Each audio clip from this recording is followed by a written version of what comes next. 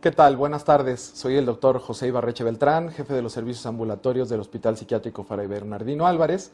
Y antes de comenzar con el tema de hoy, que es masculinidades, los invitamos a participar en la encuesta hemisférica sobre patrones de consumo de sustancias psicoactivas durante la pandemia de COVID-19. En un momento volvemos con el tema masculinidades.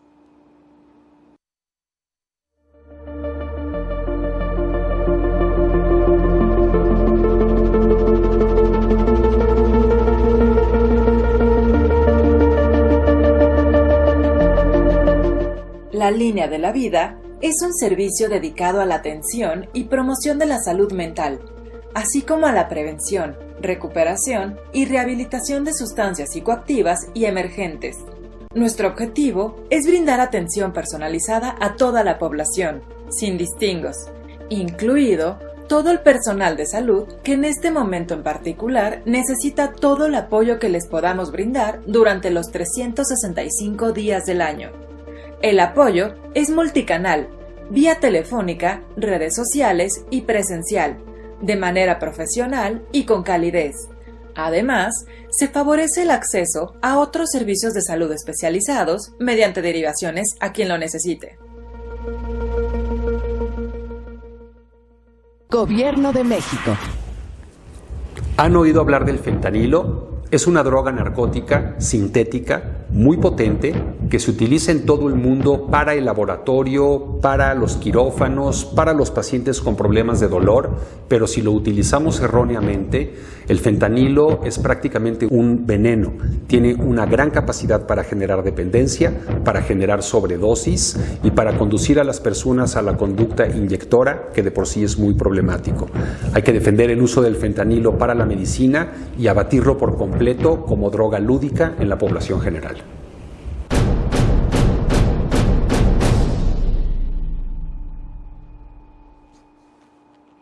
Gobierno de México. ¿Qué tal? Buenas tardes. Bienvenidos a este Facebook Live. Soy el doctor José Ibarreche Beltrán, jefe de los servicios ambulatorios del Hospital Psiquiátrico Fray Bernardino Álvarez. El día de hoy tengo el gusto de acompañarlos y de hablar de un tema que me parece fundamental y de suma relevancia en estos tiempos. Vamos a hablar de masculinidades y violencia.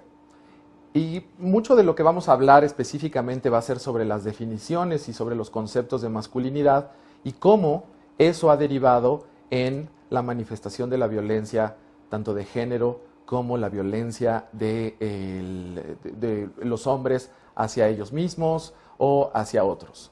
Para empezar, me gustaría con una definición, con la definición de masculinidad, la cual yo creo que ahí podemos estar pues muy de acuerdo en que tiene ciertos conflictos esa definición para poder irla desglosando después. Se dice que la masculinidad es un conjunto de atributos, valores, comportamientos y conductas, y aquí viene el punto fundamental, que dice, son características del hombre en una sociedad determinada. Ahí la definición ya nos está hablando de ciertas cuestiones que deberían de ser características, y vamos a ver más adelante con los nuevos conceptos de masculinidad que tendríamos que ir redefiniendo esto. Es muy cuestionable, obviamente, la idea de que hay un solo tipo de hombre, un hombre universal, y que actuar como hombre siempre hay que recordar que va variando de acuerdo con el contexto histórico, con el contexto social, con el contexto cultural, etc. Todos aprendemos a ser de alguna manera. En nuestra familia, en nuestra casa, nos enseñan a ser. Nos enseñan a respetar, nos enseñan a ser cuidadosos, nos enseñan a responder ante el enojo de cierta manera, nos enseñan a plantear, por ejemplo, cómo responder ante la tristeza, cómo responder ante todas las emociones. Y al fin de cuentas nos enseñan cómo ser, cómo tenemos que ser. Y en esa misma manera existen muchas formas de ser hombre y de ser mujer, vamos a llamarlo de esa manera, o que nos enseñan a ser hombre y a ser mujer. En cada cultura hay muchísimos mecanismos que pueden ir siendo distintos, de códigos, de cuestiones que son aprendidas, que van explicando esta diversidad. La raza, la orientación sexual, la condición social, la pertenencia a ciertos grupos, todo eso va a afectar la diferenciación de lo masculino en ciertas culturas. Así que, para ser claros, la masculinidad o el concepto de lo masculino es una construcción social, es un constructo social en el cual su significado se va a ir modificando con los cambios culturales, ideológicos, económicos, jurídicos, en una época determinada. No es lo mismo tener una masculinidad a finales del siglo XIX que en estos tiempos. Desafortunadamente hay muchas cosas que todavía se parecen, pero no es exactamente igual. Hay varios conceptos que son importantes también ir recalcando y que tenemos que ir desglosando para poder entender la idea de la masculinidad como un constructo social. Está la idea de una masculinidad hegemónica. Esta masculinidad hegemónica se va a basar en que todos sus integrantes tienen estas características de que son personas autónomas, importantes, activas, principalmente independientes, heterosexuales, con un nivel familiar adecuado, que son los proveedores a nivel familiar y con un excelente control de sus emociones, tanto que casi ni siquiera las manifiestan. Esto, si se dan cuenta, es una construcción social pues muy anacrónica, muy ridícula hasta cierto punto. ¿Por qué? Porque en este punto lo único que hace es basarse al compararlo con otro constructo social que sería lo femenino, la femineidad. Y entonces estaríamos haciendo estos dos constructos ampliamente separados en los que las características principales de lo masculino son ser proveedor, no mostrar sus emociones, ser una persona fuerte, independiente, y en contraparte sería que lo femenino sería ser dependiente, no controlar las emociones, y estamos todos conscientes y estamos de acuerdo que eso no existe, ¿no? No hay una manera de poder conciliar en una sola manera o en una sola explicación de lo que implica ser masculino o la masculinidad. Dentro de este contexto de la masculinidad hegemónica existe la contraparte, que sería la masculinidad subordinada. Curiosamente, en esto que les comentaba yo sobre la diferencia entre, o cómo se utiliza la medida de qué tan masculino eres es qué tan diferente eres a una mujer, ¿no? En esta construcción equivocada, pues una masculinidad subordinada es aquel hombre que tiene una masculinidad completamente distinta a la que, entre comillas, digo, se esperaría, porque no son tan fuertes, no son dependientes, son una minoría, no son hombres, no son heterosexuales, o sea, se llega a señalar muchísimos de esos problemas. ¿Por qué? Porque dentro de esta construcción totalitaria, la masculinidad subordinada pues no deja de ser una masculinidad que se aleja de lo femenino. Y ahí es donde partimos de este conflicto tan grande. Y si nos damos cuenta, la construcción de la masculinidad desde ese principio, desde una masculinidad hegemónica y desde una masculinidad subordinada, es un alto generador de los problemas violentos o que se le atribuyen al hombre violento. De ahí que en la actualidad tengamos la necesidad de redefinir y de redireccionar el concepto de masculinidad hacia lo que en muchos lados se ha hablado como masculinidades alternas, las nuevas masculinidades. Y yo, si se me permite hacer una reflexión muy personal, yo diría que pues sería curioso que siguiéramos llamándole masculinidades o nuevas masculinidades a estos trajes a la medida en los cuales nos vamos alejando de las cuestiones estereotípicas. Un hombre no es el que no tiene que presentar las emociones o manifestarlas, no es el que tiene que ser autónomo, no es el que tiene que ser fuerte, no es el que tiene que ser el proveedor. Entonces es algo que va siendo característico y específico de cada quien. Entonces, en esta idea de las nuevas masculinidades alternas, o que simplemente yo le diría vivir o ser, ¿no? es importante que primero seamos conscientes y que seamos personas que no deseamos seguir ejerciendo ninguna de las masculinidades anteriores, ni la hegemónica ni la subordinada, desde la perspectiva no nada más militante, vamos a llamarlo así, sino de la perspectiva social y del señalamiento. Esta parte en la que se le señala a alguien que no es fuerte como poco hombre, por ejemplo, o alguien que no controla sus emociones como una persona poco masculina. Entonces es irnos alejando de estos conceptos estereotípicos para poder ir haciendo una nueva construcción muy particular de cada quien sobre cómo vivimos la masculinidad.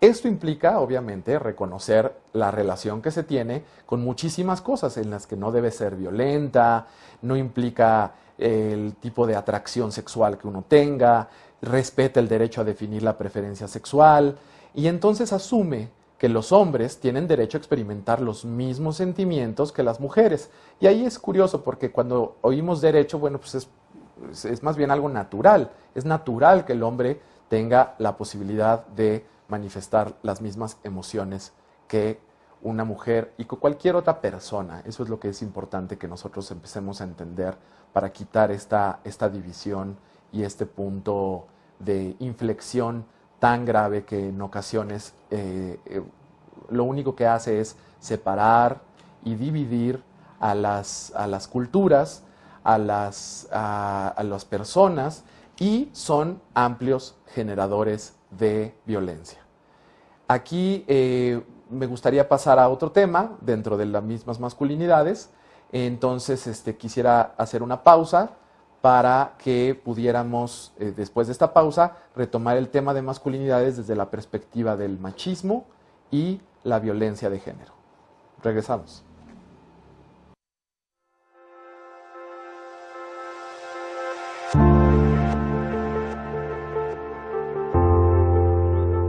Es común que cuando hablamos del consumo de drogas, invariablemente pensemos en el consumo de drogas ilegales. Sin embargo, la realidad es que la droga que más se consume es legal, es el alcohol, son bebidas alcohólicas. Y principalmente un problema emergente en nuestro país es el consumo por parte de menores de edad.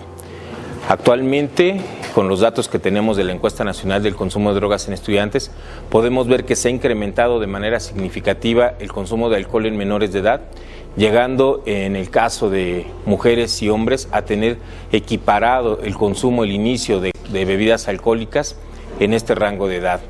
Particularmente vemos con preocupación el consumo de alcohol en mujeres adolescentes, que ha crecido significativamente. Si consideramos que en 2011 2.2% de adolescentes tenían un consumo excesivo de alcohol, a 2016 hemos pasado a un consumo de 7.7%, hablamos de un incremento del 250%. Esto es alarmante, esto prende las banderas rojas porque tenemos inmediatamente que actuar en consecuencia. ¿Por qué los menores de edad consumen alcohol? ¿Qué lleva a un menor de edad a consumir bebidas alcohólicas? Existe una cantidad de factores de riesgos asociados atribuibles al inicio del consumo en menores de edad. Tendríamos que señalar, por principio de cuentas, que en la población en general se ha dado un fenómeno que se conoce como la normalización del consumo. Hemos asumido de manera cotidiana que beber alcohol es una práctica común de la sociedad y que empieza incluso a desregularizarse el consumo de alcohol en menores de edad. Entre las cuestiones más características para que un menor de edad consuma está evidentemente el modelamiento que recibe por parte de sus familiares cercanos, principalmente adultos. Si en casa el padre, la madre consumen, si los amigos de los primos, los tíos consumen, es común que se vaya generando una idealización al respecto del consumo y eso haga atrayente para el menor probar, interesarse en experimentar acerca del consumo de alcohol. Gobierno de México.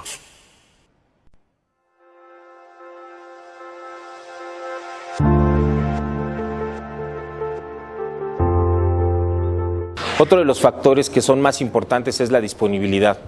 Hoy, como nunca en toda la historia de nuestro país, tenemos una cantidad de puntos de venta de alcohol que hacen accesible a toda la población y, con preocupación lo decimos, también a los menores de edad.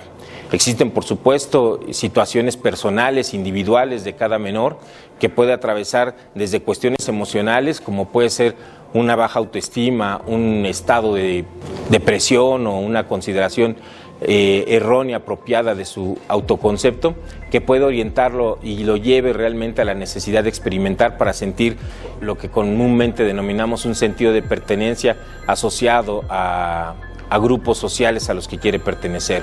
El alcohol está asociado a más de 60 enfermedades en las personas que consumen este tipo de bebidas.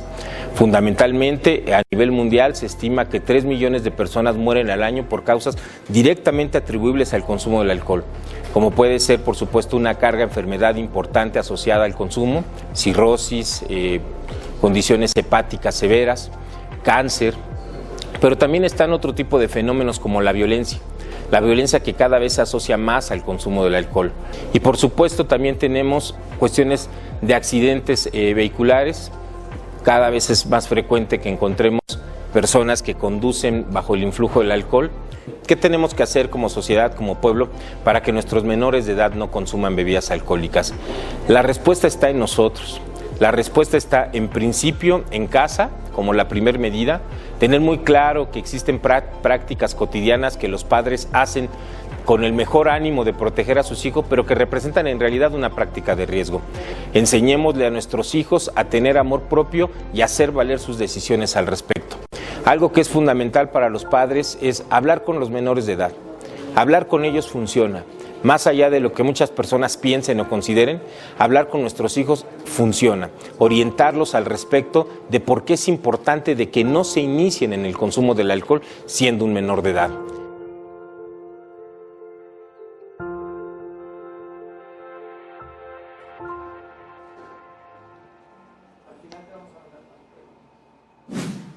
Gobierno de México. Continuamos con el tema de masculinidades y violencia. Para continuar, me gustaría hacer un apartado específico sobre la diferencia entre el concepto de masculinidad y el concepto de machismo. El machismo incluye comportamientos estereotipados, tal cual como viene y como es descrito en el área de las masculinidades. Pero en este punto del machismo estamos hablando ya de una supremacía o de la idea que por el ser hombre tengo el derecho de estar por encima de los demás, como si me diera un privilegio ser hombre. Ese es el concepto de machismo. Las manifestaciones pueden llegar a ser muy diversas. No son tan claras, no son a veces tan directas, pueden tener un impacto en las personas, obviamente, a quien se dirige, pueden llegar a ser muy grotescas y burdas, pero también pueden llegar a ser sutiles, ¿no? Desde el forzar a alguien, por ejemplo, en actos violentos, hasta realizar simplemente conductas no deseadas, ¿no? Para la otra persona. Entonces, en este sentido, va muy de la mano el concepto de una masculinidad hegemónica en el que nosotros estamos haciendo esta idea de conceptos estereotipados de lo que implicaría ser un hombre, de qué es la característica de ser un hombre, y sobre esas características suponer que tengo yo una superioridad y un privilegio por esas características. A eso le llamamos machismo. Hay muchas maneras de manifestar el machismo, como lo decíamos, y una de ellas es algo que en algunos textos se le ha llamado, y en lo personal yo diría malamente, se le ha llamado como micromachismos.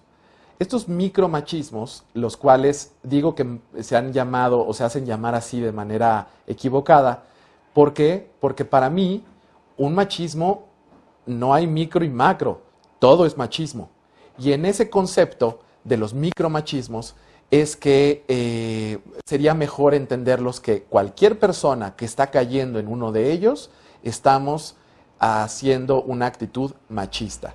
No por ser una actitud velada, no por ser una actitud aminorada, no es machista. Es igual de machista que las demás, pero manifestada de manera a lo mejor muy sutil o dentro de las conversaciones.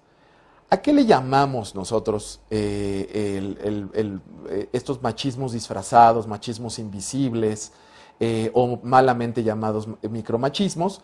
Bueno, hay ciertos conceptos que a la fecha, y ahí sí, si alguien nos pudiera aportar ese dato, a la fecha yo no sé si exista la traducción literal de los conceptos que voy a mencionar ahorita, pero son algo que nosotros podemos ir notando en nuestra cotidianidad. Nosotros como personas que estamos conviviendo con otros hombres, como mujeres, como sociedad, podemos ir notando bastante de estas actitudes que llegan a ser muy sutiles, muy disimuladas a la hora de estar respondiendo en un contexto machista. Una de ellas es esto que se conoce como el mansplaining, o que sería como la explicación masculina, en la cual el hombre, por su posición de privilegio o de poder o de supremacía, se siente con el derecho o con la fortaleza para poder darle una explicación a los demás. O sea, una explicación de yo sí entiendo porque soy hombre y tú como no entiendes te lo voy a explicar. Incluso a grados tan, y disculparán que use tanto ya esta palabra, como tan ridículos, como hombres que tratan de explicarles a las mujeres qué es ser mujer, ¿no? Hombres que les tratan de explicar a las mujeres qué es el feminismo. Eso es el mansplaining y es un tipo de machismo en el cual se hace de manera muy disimulada.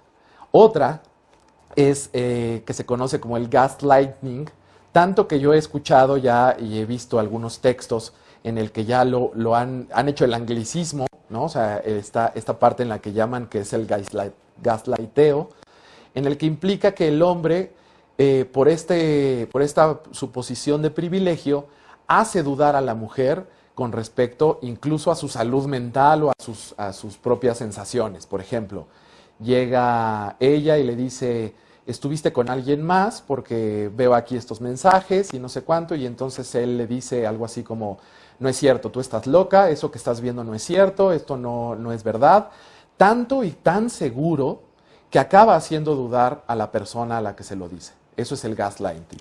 El otro, el maninterrupting, sería como el hombre interrumpiendo, en el cual cuando la mujer está hablando o explicando algo, el hombre siente que entonces tiene que interrumpir porque él es el que va a explicarlo mejor o él es el que tiene que tener la última palabra, ¿no? Entonces, y todo esto basado en este concepto erróneo y patético de la supremacía solo por ser hombre o por la masculinidad. Y por último, algo que se conoce como el bro painting, que es esta parte en la que nosotros sin ninguna consideración tomamos la idea que fue de alguien más, específicamente en el caso del machismo, de una mujer, y la hacemos propia, ¿no? El jefe que llega a presentar un proyecto que realmente no se le ocurrió a él, se le ocurrió a una de sus colaboradoras, y lo presenta como si fue él solamente porque él es hombre y tiene esta ridícula supremacía por tener una masculinidad, ¿no? Hegemónica. Entonces, todo esto, ¿cómo va sumando? ¿Cómo va sumando para que desencadene esta serie de estereotipos en una serie de conductas violentas? La violencia de la masculinidad o la asociación de la masculinidad con la violencia se puede ver desde tres perspectivas, o lo que conocemos nosotros como la tríada de la violencia, en la cual está la violencia de género misma, en la cual hay una violencia específica del hombre contra la mujer, en la cual está de manera como legitimizada, como si estuviera legitimada por la supremacía frente a lo femenino, ¿no? Como si estuviera expresada por la distribución de la inequidad, de los espacios, los salarios, por ejemplo, estos momentos en los que puede ser ya no nada más la violencia física, la cual es definitivamente triste y definitivamente un caso, una serie de casos que son inaceptables, pero mucho de esta violencia contra la mujer está en el día a día, Está en el día a día porque tienen sueldos más bajos, porque las jornadas de trabajo son distintas, porque los espacios de trabajo son distintos, porque las oportunidades son distintas, ¿no? Desde cosas como los créditos que se le puede dar desde un banco a una mujer por una tarjeta de crédito que a veces es mayor o menor solo por ser mujer o por ser hombre. Eso es un tipo de violencia contra la mujer. El otro tipo de violencia dentro de esta triada está la violencia del hombre contra el otro hombre, en la cual también legitimada por esta supuesta supremacía y por esta búsqueda del poder y de la autonomía y de ser, al fin de cuentas, desde una perspectiva casi animal, diríamos, y yo le quitaría el casi, esta parte de demostrar el poder, ¿no?, hacia el otro, y entonces tengo que ser más fuerte que tú, y entonces te tengo no nada más que ganar, no nada más que competir, sino te tengo que destruir y te tengo que ganar a pesar de todo, ¿no? Y entonces yo no puedo usar mis palabras para discutir, tengo que agarrarme a golpes contigo, ¿no? Y entonces nos agarramos a golpes y vemos quién es el más fuerte. Y esto lo resolvemos en la calle y esto lo resolvemos. Esta violencia es muy característica de esta cuestión estereotípica, ¿no? Estereotipada de lo masculino. Y por último, la que podríamos conocer como una violencia autoinfligida, en la cual, bueno, pues obviamente esta cuestión de los hombres no se cuidan, los hombres no se andan protegiendo de ciertas cosas, y entonces cómo voy a usar un casco cuando me suba a la moto porque yo soy muy hombre, o cómo voy a cuidarme, o cómo voy a usar protección cuando tenga sexo, porque yo soy muy hombre y entonces yo no necesito de esas cosas, como si hubiera una especie de esta palabra que creo que es muy característica de la idea de la masculinidad hegemónica, que tiene que ver con la idea de supremacía, como si a mí no me fuera a pasar lo que a los demás les pasa. Tanto así que en los contextos de salud, o en el contexto de la salud, el ser hombre muchas veces viene implícito la idea de no te puedes tampoco percibir enfermo, porque la enfermedad resulta como una muestra de vulnerabilidad, y la muestra de vulnerabilidad no deja de ser una muestra de algo que pues ya no es lo masculino según esta cuestión estereotipada. Entonces, tenemos que ir viendo cómo incluso estos actos violentos, los cuales pueden ir desde la idea o desde el concepto de lo más grotesco y de lo más terrible, que es la manifestación frontal de la violencia de género contra la mujer, hasta la violencia sutil contra la mujer, la violencia del hombre con el hombre mismo y de la violencia autoinfligida. Y todo esto por seguir una serie de patrones estereotipados, anacrónicos, antiguos, ridículos, que tienen que ver con qué significa ser hombre, ¿no? Que la característica de ser hombre. No está tampoco peleado con esta idea de la masculinidad y ser padre, ¿no? La masculinidad y la paternidad. En muchas culturas, incluso y sociedades, se llega a entender como el punto máximo de la masculinidad el poder lograr tener hijos, ¿no? Pero fíjense cómo esta idea de tener hijos no deja de ser simplemente procrear y ya, como si la paternidad fuera simplemente el poder esparcir tu semilla lo más que se pueda, ¿no? Y no el realmente ejercer una paternidad, porque la paternidad es un verdadero constructo social y cultural que está influenciado por la formación de una identidad genérica y no solo de la reproducción biológica. Si solamente fuera por la reproducción biológica, estamos cayendo en esto. Y uno de los retos más importantes que tiene que ver con la paternidad y con la masculinidad es que en muchas ocasiones estos esquemas tan rígidos, tan estereotipados, son un escenario donde puede también presentarse y gestarse la violencia de género o la violencia del hombre, o hacer esta estereotipada manera en la que el hombre o lo masculino es violento. Por ejemplo, esta diferenciación que hay con respecto a que si nace hombre o nace mujer, que si es un hijo, es una hija, qué le vamos a dar al hijo, qué le vamos a dar a la hija, y entonces esta búsqueda desde ahí empieza a ser una diferenciación que es inexacta y aparte innecesaria. Entonces, la paternidad realmente puede ejercerse de muchísimas formas, ¿no? De ahí que podemos encontrar desde padres que pueden ser autoritarios, permisivos, más democráticos, y esto implica diferentes tipos de crianza, ¿no? Entonces, lo que nosotros tenemos que hacer es, si estamos pensando en ser padres, pues ser padre no nada más es la reproducción biológica, sino es un compromiso, ¿no? La madre y el padre van a coadyuvar en la formación de la personalidad del hijo o de la hija, y de ahí la necesidad de la paternidad como un acto deseado, pensado y lo más consciente posible.